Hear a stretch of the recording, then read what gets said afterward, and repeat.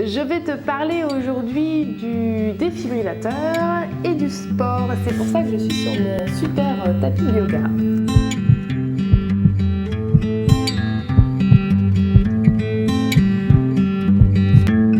Salut, je m'appelle Sarah, je suis porteuse d'un défibrillateur cardiaque, mais ça tu l'as peut-être déjà vu dans mes dernières vidéos, j'en ai deux, les voici. La première chose, c'est par rapport à la sonde qui passe dans en dessous de la clavicule là. Et si tu lèves le bras trop souvent à répétition, ça risque de froisser en fait cette sonde où tu vas abîmer le matériau là qui l'entoure. Et le problème, c'est qu'après la sonde, elle reçoit tous les stimuli extérieurs comme si c'était des stimuli cardiaques. Et donc, tu pourrais te retrouver avec des chocs inopinés jusqu'à ce que tu te retrouves à l'hôpital.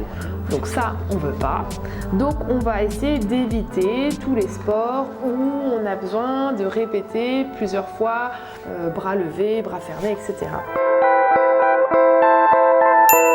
C'est mieux de faire des activités sportives et physiques qui te font lever ton rythme cardiaque de façon assez lente et puis pas trop fort non plus. Donc tout ce qui est endurance, c'est sympa, ça c'est possible. Mais tout ce qui va être plutôt sprint, il vaut mieux y aller mollo, à éviter. Bien sûr, tout ce que je vous dis là, moi je suis pas médecin, je l'ai vu par mon expérience, par ma pratique, par rapport à mon corps, par rapport à j'allais dire pathologie mais j'en ai pas, mon histoire médicale. Donc toi, je t'invite à aller voir ton cardiologue et à lui en parler et à définir ensemble ton projet sportif. Dans un premier temps, faire du sport avec une ceinture. Moi j'avais une ceinture là qui était ici et qui me permettait de connaître mon rythme cardiaque. Et comme ça, je savais si mon sport me faisait lever mon rythme ou pas. En sachant que souvent on est sous bêta-bloquant. C'est mon cas, c'est un médicament qui ralentit ton rythme cardiaque. Je vous invite vraiment à essayer la ceinture parce qu'en fonction de votre niveau sportif, dans votre discipline sportive, votre cœur ne va pas forcément beaucoup s'accélérer. Et c'est vrai que c'est le cas pour moi en planche à voile. Déjà la planche, on va dire, ça ressemble un peu à du VTT. De temps en temps on est à bloc, puis le reste du temps on est plutôt en endurance. Mais comme en plus je suis plutôt bonne, ça me fait pas grand chose moi de faire de la planche, hein. Je suis quand même à l'aise, donc ça va pas vraiment me faire relever mon rythme cardiaque de façon importante. La dernière chose auquel j'ai pensé en préparant cette petite vidéo comme contre-indication, c'est par rapport au sport extrême et notamment au sport aquatique, c'est la noyade. Quand vous pratiquez dans l'eau, il peut y avoir un risque de noyade si votre défibrillateur choque, sauf si vous portez un gilet. Et donc moi, c'est ce que j'ai choisi de faire pendant les premières années avec mon défibrillateur. Aujourd'hui, ça va super bien et il n'a jamais choqué, donc je me suis permis d'enlever mon gilet parce que vraiment tout va nickel. Par contre, à chaque fois, je dis quand je pars, où je pars. Et j'ai aussi un petit aimant qui m'avait été donné par le fabricant de mon défibrillateur qui me permet d'arrêter mon défibrillateur en cas de choc inopiné si jamais mon câble là était abîmé. Et en fait, ça faut le savoir. Si un jour ça vous arrive, si ça vous arrive d'avoir, on va dire, plus de 5 chocs à la suite, c'est que ça commence à être pas normal, c'est qu'il y a une erreur. Et dans ces cas-là, si vous ne voulez pas vous prendre des chocs à l'infini, l'idéal c'est de pouvoir avoir un gros aimant à mettre sur le cœur. Et si le SAMU vient, l'ambulance vient, et qu'il n'est pas au courant, rappelez-leur que s'ils ont un aimant, normalement ils en ont un, qu'ils vous le mettent et comme ça, ça vous soulagera et vous ne vous prendrez pas 20 chocs électriques avant d'arriver à l'hôpital. Natation. Forcément en natation, je vous disais, le bras, au début, non, c'est pas trop conseillé. Moi, je refais de la natation, mais vraiment en version cool, comme si j'allais faire du footing. J'en fais une fois par semaine, c'est tout. Et puis quand je suis en Calédonie, chez moi, je vais nager, j'en profite, je me pose pas trop de questions. Le lancer de javelot, le lancer de poids, forcément là aussi le bras, il est quand même souvent en l'air avec des forces en plus. La gymnastique, je pense aux anneaux notamment. Voilà, il y a pas mal de forces qui peuvent être mises sur votre bras.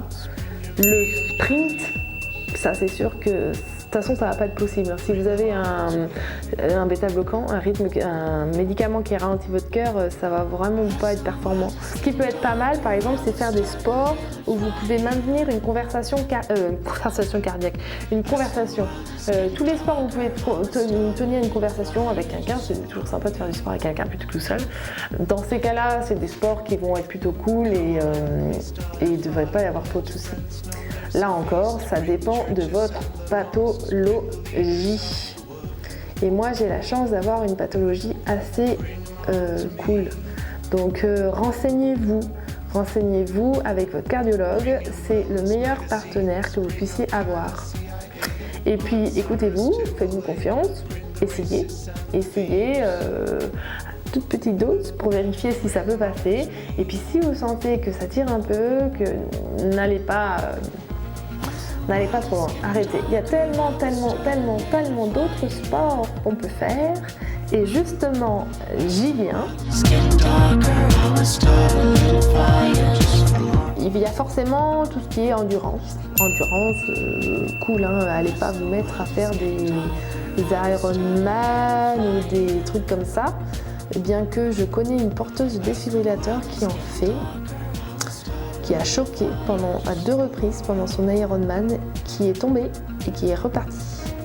Bon, là, c'est pas forcément un exemple, mais en tout cas, c'est comme ça qu'elle vit sa vie et c'est comme ça qu'elle est heureuse. Donc, tant mieux pour elle, c'est super et c'est très courageux d'ailleurs. Mais on n'est pas obligé de se faire mal non plus comme ça. Donc, tous les sports d'endurance sont plutôt favorables aux porteurs de défibrillateurs. La voile, moi je pratique la voile, la glisse, le surf, c'est plutôt cool. Après le problème c'est la noyade, donc un gilet s'impose, prévenir les gens quand on part, si on part seul. Être seul, c'est pas forcément une bonne idée, là aussi ça dépend de votre pathologie. Si vous choquez jamais avec votre défibrillateur, bon, il y a moins de risques, mais si vous savez que vous choquez une fois par mois ou une fois toutes les semaines, là, j'aurais pas le même discours forcément. Après, tout ce qui est sport de souplesse, de concentration. Et alors, c'est pas un sport, c'est plutôt un art de vivre. Il y a une activité que je vous conseille vraiment, que ce soit pour le corps et l'esprit en général ou pour les problèmes cardiaques, c'est le yoga. C'est le yoga parce que ça va vous permettre de vous assouplir le corps et l'esprit, de mieux vous oxygéner, de travailler sur le chakra du cœur, ici, de vous apaiser, de chasser vos peurs parce qu'il va y en avoir ou il y en a eu certainement, de vous libérer de toutes ces peurs pour pouvoir vraiment vivre pleinement. D'ailleurs, à ce propos, moi, il y a une phrase que j'aime bien me poser de temps en temps, enfin une question que j'aime bien me poser. C'est « Et si je n'avais pas peur, qu'est-ce que je ferais ?» Et c'est pour ça que moi j'adore le yoga. Parce que c'est plus que des postures sur un tapis, c'est aussi de la méditation, c'est aussi de la respiration, c'est de la philosophie et je vous promets que ça peut vous apporter beaucoup dans votre vie. Voilà, c'est tout. À la prochaine. Et puis, si la vidéo vous a plu, merci de mettre un petit pouce en l'air. Et je vous dis à bientôt. N'hésitez pas à me poser vos questions en commentaire. Ciao!